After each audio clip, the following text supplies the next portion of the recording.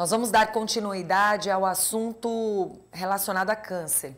O diagnóstico precoce do câncer infanto-juvenil aumenta em 70% as chances de cura, o que reforça a importância desse tipo de detecção.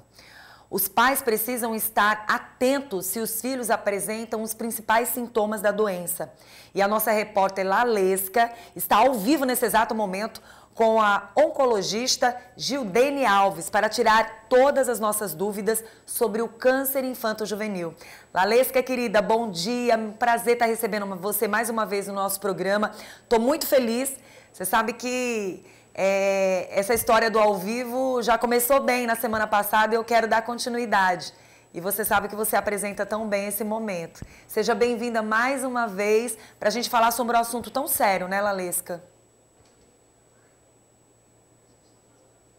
É isso mesmo, Vanusa. Muito obrigada, bom dia. O prazer é todo meu de estar aqui no seu programa. Vanusa, é o seguinte, um dado me assustou bastante quando eu vi. O Instituto Nacional do Câncer afirma que a estimativa para crianças com diagnóstico para o câncer este ano é mais de 8 mil. Então é muito sério esse dado e a gente precisa saber o porquê. Será que tem relação com alguma coisa? Como é que a gente pode alertar os pais que assistem a gente? Ao meu lado está aqui a doutora Gildene Alves, ela é oncologista. Bom dia, doutora. Tem alguma relação, a gente pode falar, algum fator pré-requisito para uma criança ter câncer? Bom dia. Na verdade, nós não temos fator causal para o aparecimento do câncer infantil. Alguns estudos têm sido feitos ultimamente para tentar achar alguma coisa genética ou de pré-natal, mas ainda são pesquisas que estão muito em andamento. Nós temos alguma coisa já liberada na literatura, mas são coisas que a gente não tem muito como se apegar a que isso seja realmente um fator determinante para o aparecimento do câncer infantil. E o que mais nós colocamos para as famílias e para as equipes de saúde é o diagnóstico precoce. Reconhecer precocemente os sinais e sintomas do câncer infanto-juvenil, encaminhar precocemente e aí então a gente tem melhor e maior chance de cura para essas crianças. Tem algum tipo de câncer que mais aparece? Tem sim. O câncer mais frequente na infância é a leucemia, especialmente a leucemia linfóide aguda, que é uma doença que acontece principalmente em crianças pequenas. A faixa etária de maior acometimento é dos 2 aos 4 anos de idade. E o que chama a atenção são sinais e sintomas que são muito parecidos com doenças comuns da infância. Então, as mães, os pais, os cuidadores precisam estar atentos a isso. E precisam, então, ter a regularidade de levar suas crianças ao pediatra, nas consultas habituais, regulares, recomendadas pelo acompanhamento regular do pediatra. Quais são os sinais e sintomas? Então, os sinais e sintomas mais frequentes da leucemia linfóide aguda, principalmente, ou das leucemias em geral na infância, são uma palidez que aumenta progressivamente, acompanhada do aparecimento, por exemplo, de febre, que às vezes não tem uma causa definida, que pode ir e vir, ter dias que vem e dias que não vem, manchas roxas, principalmente nas pernas ou em qualquer local do organismo, do corpo, sem que tenha relação com pancada, sangramento gengival ou sangramento de nariz, e às vezes dores nas pernas, que não são, assim, dores do crescimento. Precisa primeiro descobrir qual é o tipo de causa daquela dor para poder dizer que é a dor do crescimento. Esses sintomas relacionados, todos eles ou alguns deles, são sinais e sintomas que chamam a atenção para pensar em leucemia. Mas além da leucemia, tem outros cânceres aí que estão no topo também, né? Então, aí temos outros tipos de câncer infanto-juvenil, como, por exemplo, o tumor do sistema nervoso central, que é o segundo tipo mais comum de câncer na infância e adolescência.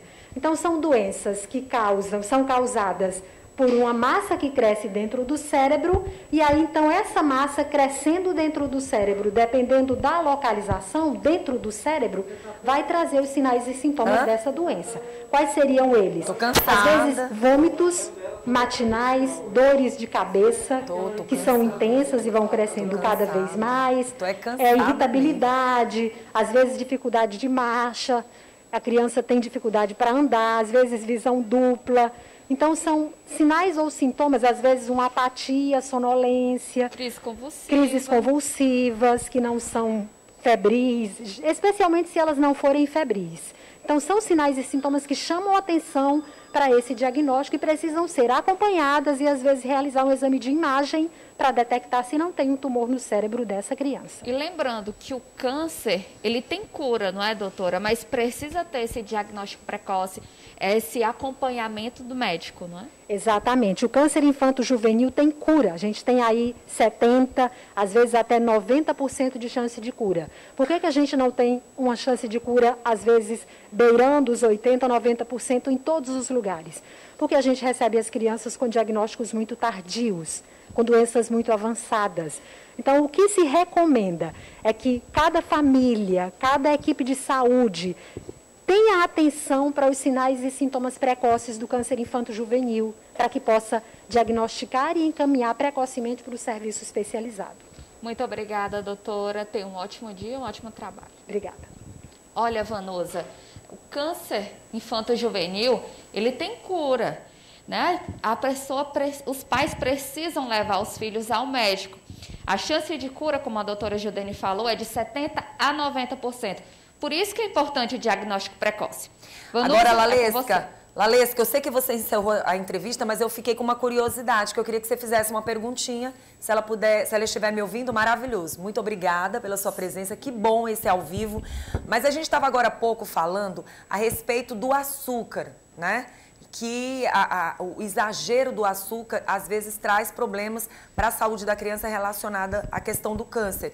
Aí eu pergunto para a doutora, a mãe que pensa que todos os dias está levando uma boa alimentação, por exemplo, com frutas, como fica a história das frutas, dos açúcares e também relacionado a mais quantidade de açúcar neste suco? Porque tem gente que, meu filho gosta de tomar suco todos os dias, eu estou levando saúde para ele porque são sucos de frutas. Tem que ter cuidado também relacionado a isso? Sim. Doutora, a Vanusa ficou com curiosidade lá no estúdio e quer que eu lhe pergunte. De antemão, ela agradeceu a sua disponibilidade para a entrevista.